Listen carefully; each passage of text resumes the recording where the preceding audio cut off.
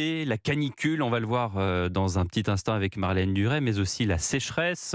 Ce chiffre édifiant que l'on apprenait ce matin, en France, 68% des nappes phréatiques sont en dessous du seuil. Bonjour Louise Salé, Bonjour Pierre, bonjour à du tous. service Société d'Europe 1. Vous revenez tout droit du ministère de la Transition écologique et en fait, ça continue de s'assécher.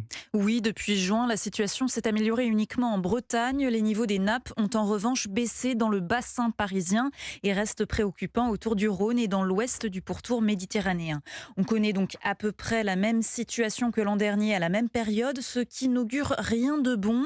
Si en juillet, les précipitations ne rechargent pas les sols, eh bien certaines régions pourraient connaître le même été que l'an dernier. On se souvient des 700 communes privées d'eau potable approvisionnées par des camions-citernes. La situation actuelle entraîne donc des restrictions dans plusieurs départements. Et pour savoir si on peut laver sa voiture, arroser son jardin ou encore remplir sa piscine, eh bien le gouvernement lance aujourd'hui un site et une application. Ça s'appelle Vigio. Et en fonction de l'adresse que vous rentrez, eh bien vous savez quel geste d'économie d'eau vous pouvez réaliser. Merci de ces explications. Louise Salé, on passe